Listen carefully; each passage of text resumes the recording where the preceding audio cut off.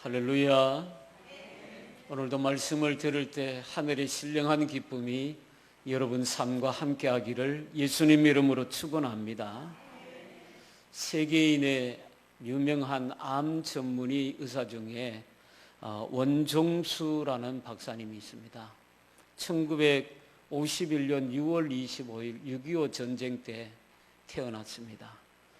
전교 350등을 하던 아이가 전교 1등으로 수석으로 졸업을 하게 되는 고등학교 학생이 있습니다. 하루는 새벽에 중학교 때부터 새벽 기도를 시작했는데 새벽 기도를 하면서 하나님 성전에 가서 기도를 했습니다.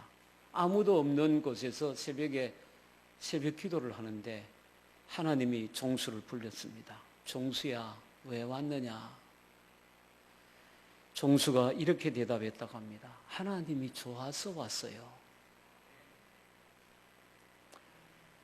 그러니까 하나님이 이렇게 말씀하시대요. 그래, 나도 네가 좋다. 그때부터 이 원종수 박사님이 새벽 기도를 열심히 시작합니다. 얼마나 열심히 했는지 하루도 빠지지 않고 새벽 기도를 열심히 했습니다. 서울대학교 의과대학교에 1등으로 졸업하고 우리나라의 의사시험에 1등으로 합격을 했습니다.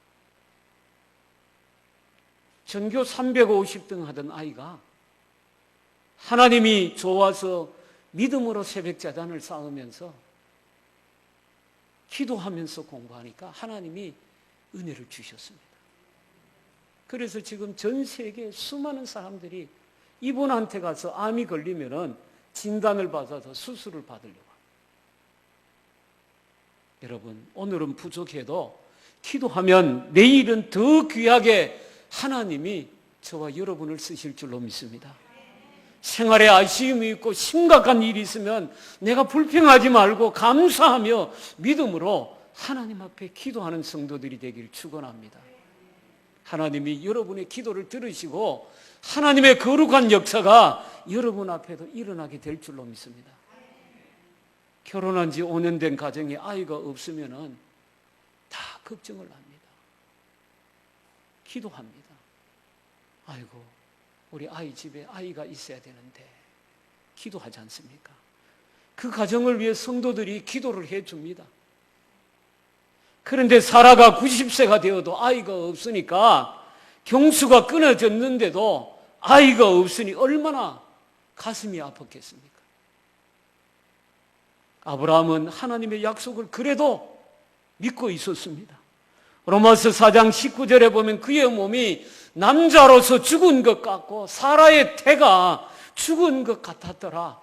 그렇게 성경에 기록하고 있습니다. 그런데 그러니 아브라함이 무슨 소망이 있겠습니까? 그래서 아브라함은 하나님 앞에 이렇게 생각합니다. 하나님, 내게 주신 아들 이스마엘이나 이 아들을 통해서나 내가 대를 이으면 될 것 같습니다. 그렇게 생각하고 있었습니다. 그런데 하나님께서 나타나셔서 이렇게 말씀하십니다. 아브라함아, 내 아내 사레를 이제부터 사레라고 부르지 말고 사라라고 이름을 고쳐라. 그리고 내가 그에게 복을 지어 내게 아들을 낳게 하고 그로 열국의 어미가 되게 하리니 민족의 요랑이 그에게서 나오게 될 것이다. 할렐루야. 여러분, 아브라함이 얼굴을 땅에 대고 속으로 웃었어요. 아이고, 하나님 모르시는 말씀을 이렇게 하십니까? 저는 100세나 되었고 내 아내는 90이 되었는데 어찌 자식을 낳는단 말입니까? 그렇게 아브라함이 생각합니다. 그래서 하나님께 이렇게 이야기합니다. 하나님, 내 아들 이스마엘이나 하나님 앞에서 살게 하면 안 될까요? 아브라함의 생각이었어요. 아니다, 내 아내 사레가 정말 내게 아들을 낳으리다. 그 이름은 이삭이라 해라. 하나님이 말씀하십니다. 내가 그와 언약을 세우리니 그 후손에게 영원한 언약이 되게 할 것이다. 네가 걱정하는 이스마엘도 내가 복을 주어서 생육하게 하고 12두령이 그를 통해서 일어나게 할 것이다. 큰 나라가 되게 할 것이다. 그러나 내 언약은 내가 이맘때에, 내년 이맘때에 태어날 그 이삭과 세우게 될 것이다. 할렐루야. 하나님이 아브라함에게 다시 말씀해 주시고는 하늘로 올라가셨습니다. 아브라함이 처음에는 순간적으로 하나님의 말씀을 의심했습니다. 이런 일이 어떻게 있다고 웃었습니다. 나중에는 하나님이 이름까지 이삭이다. 내년 이맘때에 기한이 되면 아들을 낳을 것이다. 시간까지 정해 주시고 가시니까 아브라함도 그 말씀을 믿었습니다. 내가 죽은 남자 같고 내 아내가 죽은 여자 같지만 하나님께는 하실 수 있다. 여러분 이렇게 믿으시기 바랍니다. 로마서 14장 18절 19절에 이렇게 말합니다. 아브라함이 바랄 수 없는 중에 바라고 믿었으니 이는 내 후손이 이 같으리라 하신 말씀대로 많은 민족의 조상이 되게 하려 함이라. 그가 100세나 되어 자기 몸에 죽은 것 같음과 사라의 태에 죽은 것 같음을 알고도 믿음이 약하여지지 아니하고. 여러분, 여러분의 믿음은 강합니까? 약해지고 있지는 않습니까? 하나님으로 붙은 약속은 있는데 내 믿음이 약해가지고 그 약속을 내가 받을 수 없는 믿음이 되고 있지는 않습니까? 아브라함이 그래서 그는 덩실덩실 춤을 추듯이 걸으며 내가 내년 이맘때 되면 아들을 낳는다. 그렇게 믿기 시작한 겁니다. 하나님의 약속이 처음에는 아브라함도 막연했습니다. 내 후손을 하늘의 별과 같이 땅의 모래같이 많게 하리라. 기다려도 하나님이 약속이 안 이루어지니까, 너무너무 오랫동안 기다려지니까 아브라함도 그 약속이 끝났구나 막연했던 거죠. 그러나 하나님을 붙잡고 믿음으로 나아가니까 그 약속이 더 분명해지고 더 선명해지고 심지어는 시한과 이름까지 하나님이 가르쳐 주시고 하나님의 약속대로 이루어 주시는 줄로 믿습니다. 믿는 자에게는 하나님의 약속이 반드시 성취될 줄로 믿습니다. 여러분, 신앙생활은 할수록 여러분이 희미하던 것이 더욱 선명해지기를 축원합니다. 어두웠던 것이 밝아지기를 바랍니다. 믿음 생활은 하나님의 약속을 붙잡고 믿음으로 사는 사람은 그 삶이 더 분명해져야 됩니다. 가면 갈수록, 믿으면 믿을수록 오리무중이 되면 그거 큰일입니다. 그 사람은 믿음이 없는 겁니다. 여러분, 천국도 있나 싶다가 나이가 들고 믿음 생활을 오래 하면 천국에 갈 때 되면은 여러분의 믿음이 천국이 여러분 앞에 더 분명해지고 선명해지기를 예수님 이름으로 축원합니다. 그래야 천국에 들어가는 거죠. 안 그렇겠습니까? 여러분, 아들을 안게 되는구나. 아브라함이 어쩔 줄 모릅니다. 그때부터 아브라함이 기뻐하고 좋아합니다. 아브라함이 얼마나 기뻐했는지 이런 이야기가 전해옵니다. 아브라함이 장막에서 일을 하는데 덩실덩실 춤을 추면서 이 할배가 좋아가지고 어쩔 줄 모르는 거예요. 지나가던 나그네가 이렇게 묻습니다. 어르신, 집에 무슨 좋은 일이 있습니까? 아브라함이 이렇게 대답합니다. 이보시오, 내년 이맘때에 내가 아들을 얻어요. 어르신 연세가 몇입니까? 100살이요.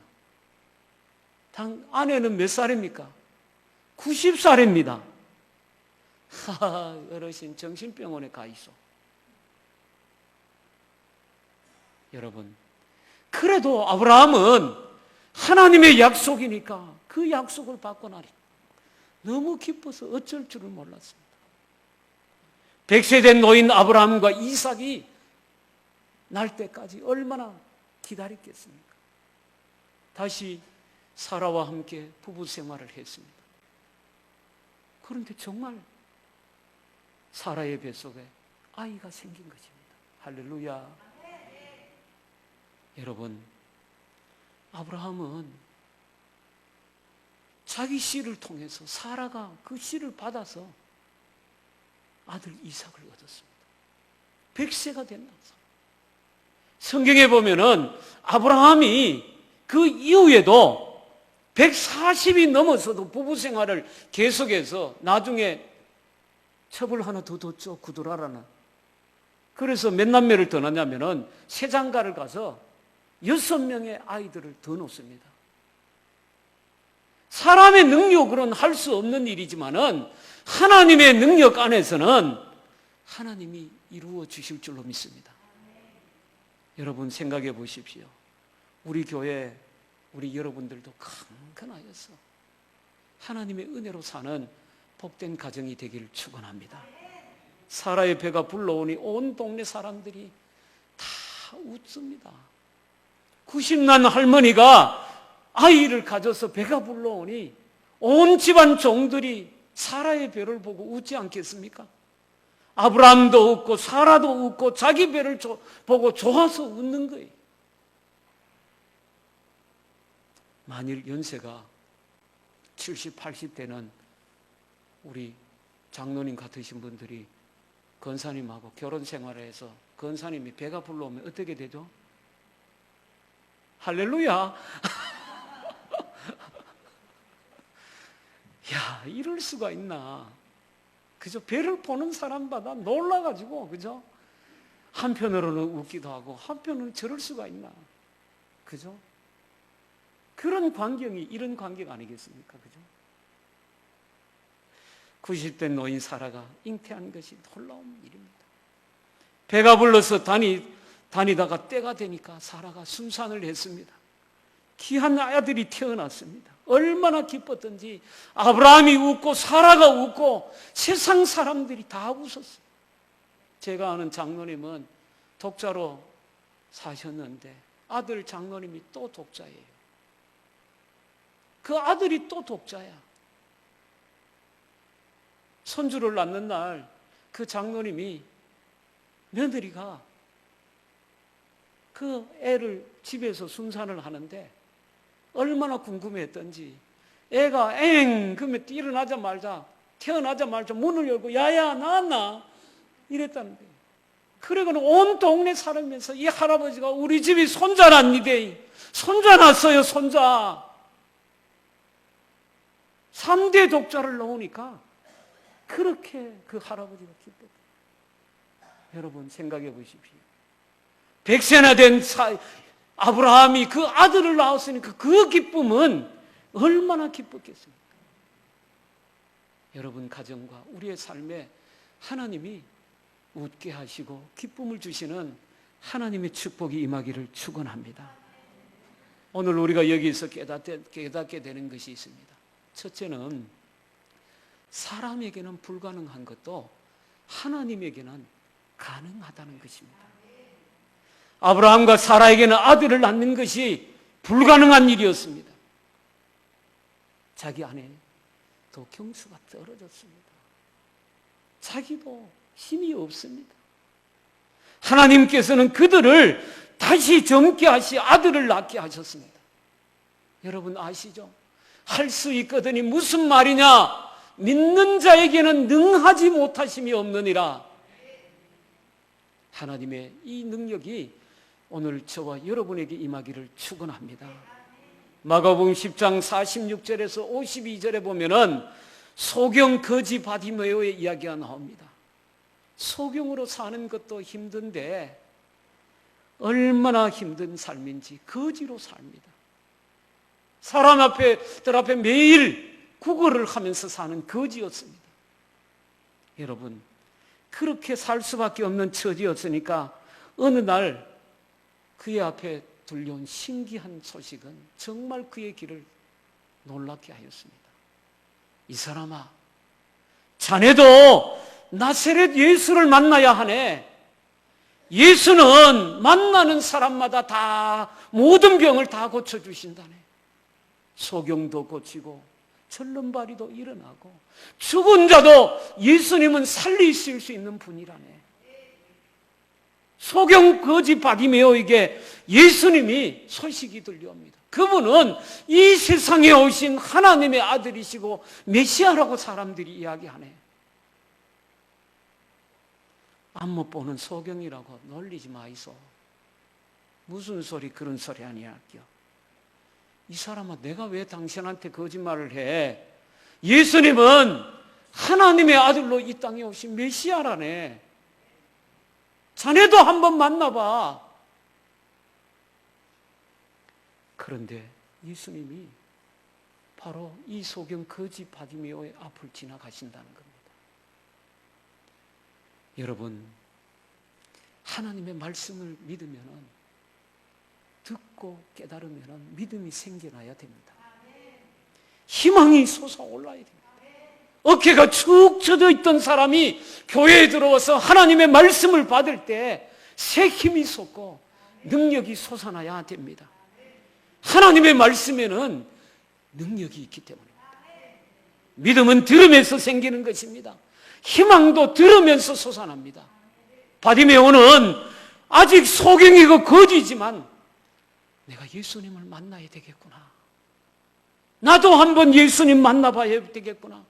사람들이 예수님이시다, 예수님이 오신다 그러니까 바디메오 속에 그 마음이 솟아난 것입니다. 그래서 바디메오는 이렇게 외칩니다.